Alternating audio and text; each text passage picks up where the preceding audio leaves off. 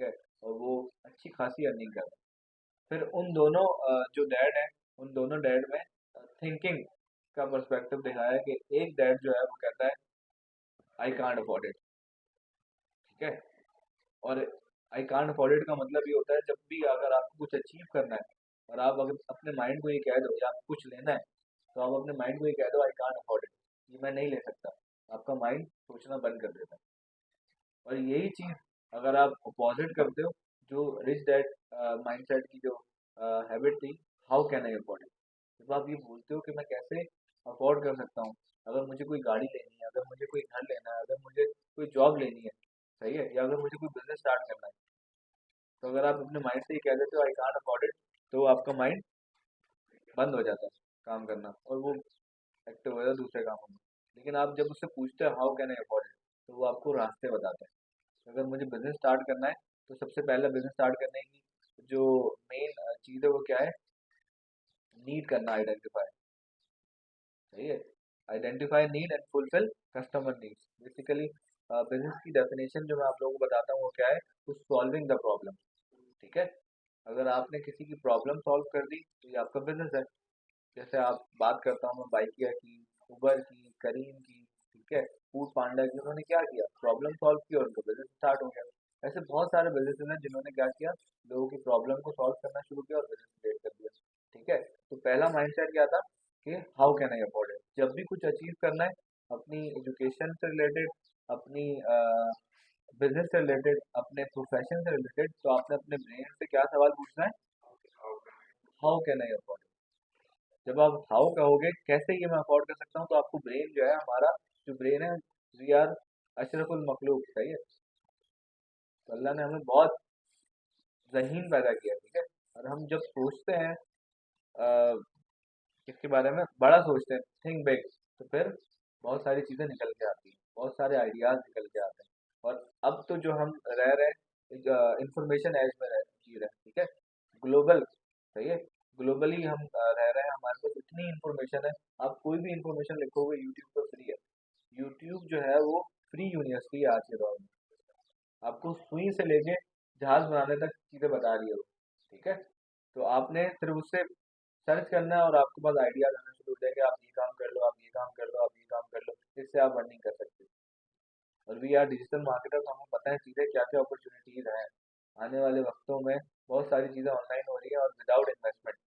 पहले तो होता था कि यार अगले बंदे को इन्वेस्टमेंट चाहिए तब जाके वो बिजनेस कर सकता है, अब तो विदाउट इन्वेस्टमेंट बंदा अपना बिजनेस स्टार्ट कर सकता है। ठीक है, दूसरा, the poor the rich have money, the poor and the middle class work for money. जो गरीब लोग होते हैं, जो पुअर होते हैं, जो मिडिल क्लास होते हैं, वो पैसे के लिए काम करते हैं, जबकि अमीर के लिए पैसा काम करता है। सही है, जो रिच होता है वो कहता है जो डॉलर है ना वो मेरा एम्प्लॉय है। सही है, जब उसके पास पैसे होते हैं वो आप सबको हायर कर लेता है। ठीक है, और आपको पैसे दे रहा होता है और आपसे काम करा रहा होता है अपने बिजनेस में। ठीक है, तो क्या है, रिच कभी भी पैसे के लिए काम नहीं करता, पैसा उसके लिए काम करता है। और पुअर जो है, और जो मिडिल क्लास है, वो क्या करता है, पैसे के लिए काम करता है। सैलरी आती है, खत्म हो जाती है, उड़ा देता है, 10 तारीख को, 15 तारीख को, 20 तारीख को वो स्पेंड कर देता है। देन उसके बाद फिर दोबारा से उसके लिए जाता है, पहली तारीख का इंतजार करता है। ठीक है, फिर दूसरा, जो रिच माइंडसेट होते हैं वो क्या करते हैं, अक्वायर करते हैं एसेट्स को। एसेट्स क्या होते हैं, असासे। सही है, असासे क्या होते हैं, जो आपकी पॉकेट में पैसे लेके आते हैं। सही है, एसेट्स वो, फॉर एग्जांपल एसेट्स में क्या क्या चीज़ें आती हैं, रियल एस्टेट आता है। ठीक है, रियल एस्टेट, कोई आपने घर ले लिया और उसको रेंट पे दे दिया, उससे आपके पास रेंट आ रहा है। कोई स्टॉक्स ले लिया आपने जिसके थ्रू आपके पास डिविडेंड्स आ रहे हैं, ठीक है, प्रॉफिट आ रहा है। ठीक है, उसके अलावा कोई आपने बॉन्ड्स ले लिए जिससे आपके पास रिटर्न आ रहा है। ठीक है, तो ये एसेट्स होते हैं जो लोग परचेज करते हैं। ठीक है, जो रिच होते हैं वो परचेज करते हैं, उस बिहाफ पे उनके पास प्रॉफिट आ रहा होता है।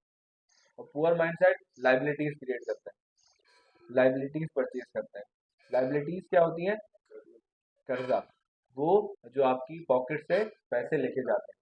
ठीक है, फॉर एग्जांपल आपके पास पैसे आए और आपने उसको स्पेंड कर दिए ऐसी चीज में, लग्जरी में, मोबाइल परचेज कर लिया इंस्टॉलमेंट में, बाइक ले ली, जो ज़रूरत नहीं थी आपको उतनी लग्जरी, सही है, लेकिन आपने वो परचेज कर ली और इंस्टॉलमेंट आप भरते गए, आप जॉब पे जाते गए, सैलरी आती गई, आप देते गए।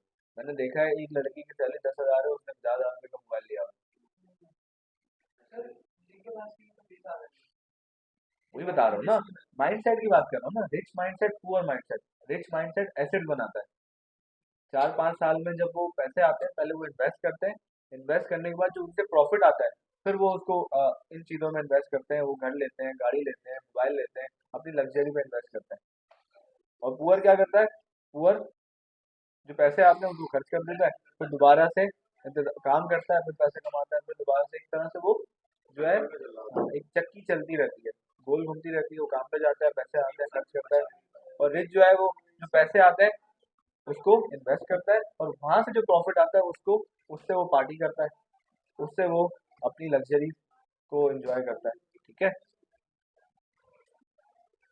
तीसरा,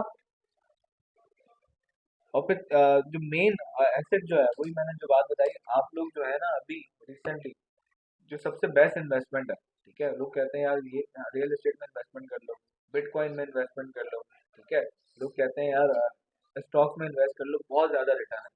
लेकिन नाउ दैट टाइम, आपकी जो एज है, आपने इन्वेस्ट करना है, सबसे बेस्ट इन्वेस्टमेंट जो है ना, इन्वेस्ट इन योर सेल्फ है। अपने पे इन्वेस्ट करना, अपनी एजुकेशन पे इन्वेस्ट करना, अपनी स्किल्स पे इन्वेस्ट करना, ऐसे नेटवर्किंग पे इन्वेस्ट करना जिससे आपकी वैल्यू बढ़े। अगर आपकी वैल्यू बढ़ जाएगी, अगर आप कोई अच्छी स्किल ले लेते हो, कोई अच्छा सर्टिफिकेट ले लेते हो, उससे क्या होगा? आप किसी भी इंडस्ट्री में जाओगे, आप सैलरी ज़्यादा लोगे। जब सैलरी ज़्यादा लोगे तभी तो इन्वेस्ट करोगे। एक बंदा जो 30,000 रुपये कमा रहा है, वो कैसे इन्वेस्ट करेगा? अगर आपकी सैलरी 50,000 हो जाए, अगर आपकी सैलरी लाख हो जाए, आपकी सैलरी 5 लाख हो जाए, 10 लाख हो जाए, तभी आप इन्वेस्ट कर सकते हो ना। तो उसके लिए सबसे मोस्ट इम्पोर्टेंट, कभी भी अपने पैसे जो है ना विदाउट नॉलेज कहीं इन्वेस्ट नहीं करो। कोई कह रहा है कि यार ये करने से आप इतने पैसे कमा लोगे, लिटरली मैं झूठ नहीं कह रहा। आफ्टरनून वाला स्टूडेंट है, वो आता है, उसने मुझे बताया कि सर इंस्टाग्राम पे मेरे को मैसेज आया कि आप 25,500 डॉलर शायद समथिंग, नहीं 25,000 दें मुझे, $100 समथिंग दे, सही है, वो आप मुझे दें, तो उस पर मैं इतने परसेंट रिटर्न दूंगा आपको ना। किसी लड़की के उसके ऊपर मैसेज आया था, तो उसने 25,000 दिए, फिर उसको प्रॉफिट देखना शुरू हुआ, फिर उसके 25,000 में $500 बन गए। अब उसने, उस बंदी ने उसको मैसेज किया कि आपको अगर निकालवाने हैं ना, तो आपको 15,000 और देने पड़ेंगे, सही है, तो उसने 15,000 और दे दिए। फिर उसने बोला 15, अब आप मुझे अपना इंस्टाग्राम का अकाउंट और पासवर्ड दे दें, उसने वो भी दे दिया, उसका अकाउंट भी गया और उसके पैसे भी गए। क्या हुआ? ग्रीडी, लालच, विदाउट सोचे समझे, विदाउट नॉलेज के उसने पैसे दिए। उसने बोला कि यार पैसे आ जाएंगे 25,000, 30,000 लगाने के बाद मुझे $500 मतलब 1 लाख, 1.5 लाख रुपए मिल जाएंगे। ठीक है। तो जब हम क्विक रिच स्कीम में जाते हैं, तो हमारे साथ ऐसी लॉसेज होते हैं, और बेतहाशा लॉसेज हुए हैं लास्ट 2 इयर्स। अगर हम देखें, लोगों ने बहुत ज़्यादा अपने प्लॉट बेच के अपनी सेविंग